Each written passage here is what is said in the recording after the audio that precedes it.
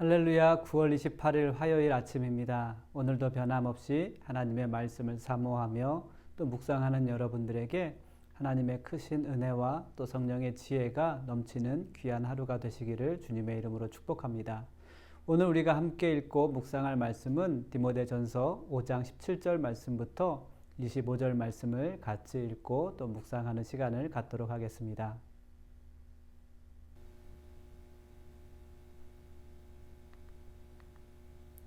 잘 다스리는 장로들은 배나 존경할 자로 할 때 말씀과 가르침에 수고하는 이들에게는 더욱 그리할 것이니라. 성경에 일렀으되 곡식을 밟아 떠는 소의 입에 망을 씌우지 말라 하였고 또 일꾼이 그 삭을 받는 것은 마땅하다 하였느니라. 장로에 대한 고발은 두세 증인이 없으면 받지 말 것이요 범죄한 자들은 모든 사람 앞에서 꾸짖어 나머지 사람들로 두려워하게 하라.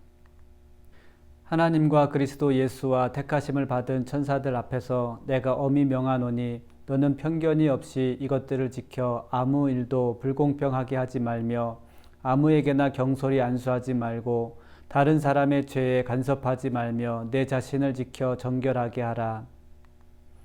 이제부터는 물만 마시지 말고 내 위장과 자주 나는 병을 위하여는 포도주를 조금씩 쓰라.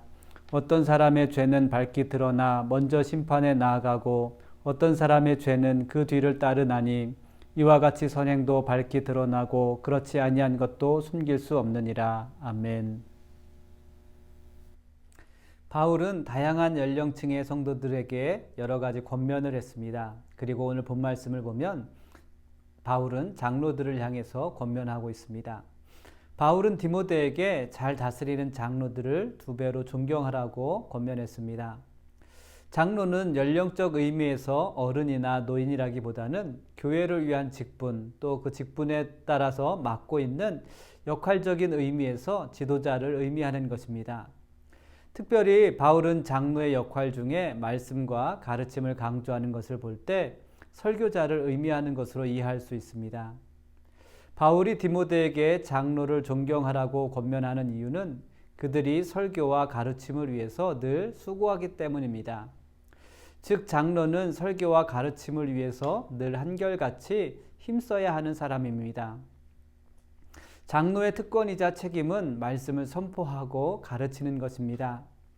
여러분은 설교자의 어떤 모습을 보면서 존경하십니까?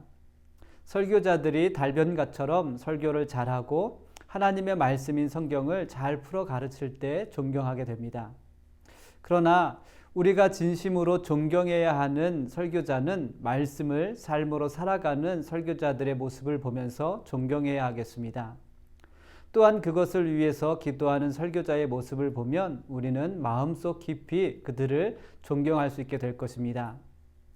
여러분들이 설교자의 진실한 모습을 통해서 도전받는 것처럼 아직 예수님을 모르는 사람들은 말씀대로 살아가는 여러분의 모습을 통해서 도전받고 하나님에 대해서 알아가고자 하는 마음을 갖게 될 것입니다. 설교자들만이 설교를 하고 말씀을 가르치는 것이 아닙니다. 여러분이 유창한 설교자가 아닐지라도 여러분의 삶을 통해서 진실하게 예수 그리스도의 말씀과 가르침을 보여줄 수 있는 그러한 믿음의 성도들이 되어야 하겠습니다. 여러분은 더 이상 청중이나 관객이 아니라 삶으로 말씀을 선포하는 설교자임을 깨닫고 기도할 수 있는 귀한 믿음의 하루가 되시기를 주님의 이름으로 축복합니다. 또한 바울은 장로에 대한 송사의 문제와 또 장로로서 송사 문제를 다루게 될 때에 대해서 권면하고 있습니다.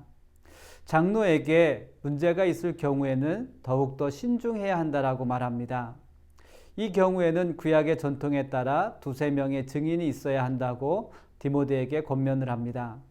그러나 장로의 고발이 사실이라면 누구보다도 더욱 엄중하게 꾸짖어야 합니다.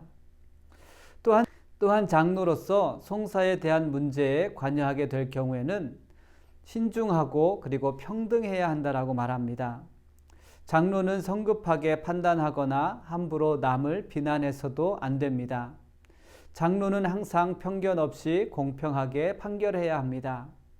그러기 위해서 장로는 먼저 죄로부터 정결하게 자신을 지켜야 하며 또한 공동체를 지킬 수 있는 그러한 사람이 되어야 합니다. 사랑하는 성도 여러분, 한국 속담에 똥 묻은 개가 겨 묻은 개를 나무란다라는 속담이 있습니다.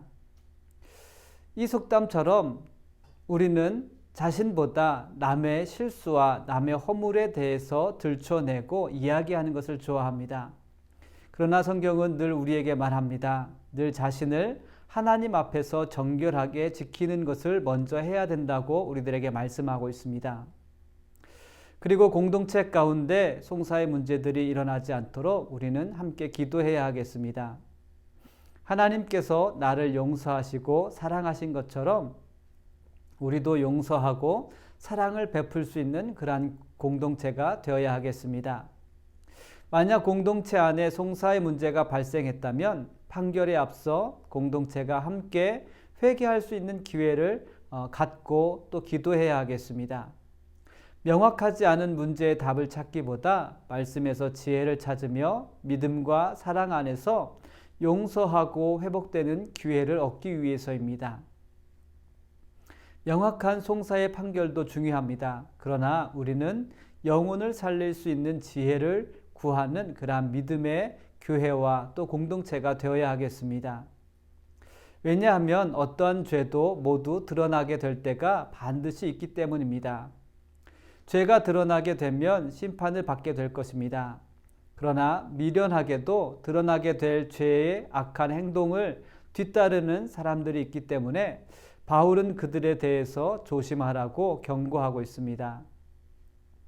죄를 감출 수 없는 것처럼 선행도 감출 수 없이 모든 것이 밝혀지게 될 것입니다. 하나님께서 모든 죄와 선행을 밝히실 것이기 때문입니다. 하나님 앞에서는 어떤 것도 감출 수 없을 뿐만 아니라 숨을 수 있는 것도 없습니다. 여러분은 드러나게 될 죄의 악한 행동을 뒤따르는 자들이 되지 마십시오. 선행과 사랑을 본받으며 그 뒤를 따르는 믿음의 성도들이 되시기를 우리 주님의 이름으로 축복합니다. 사랑하는 성도 여러분, 오늘 우리에게 주신 시간을 설교자의 마음을 갖고 말씀대로 살아갈 수 있는 복된 하루가 되시길 바랍니다. 성령께서 선행과 사랑을 본받아 예수님의 향기를 품어낼 수 있는 믿음의 하루가 되도록 우리에게 믿음과 능력을 충만하게 부어주실 줄 믿습니다. 우리 다 함께 같이 기도하겠습니다.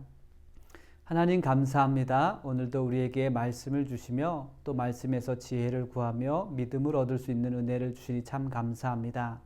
하나님, 이제는 우리가 말씀을 듣는 관객이 되지 말게 하시고 하나님, 설교자의 마음으로 말씀을 따라 살아갈 수 있는 귀한 믿음의 성도들이 될 수 있도록 인도하여 주옵소서.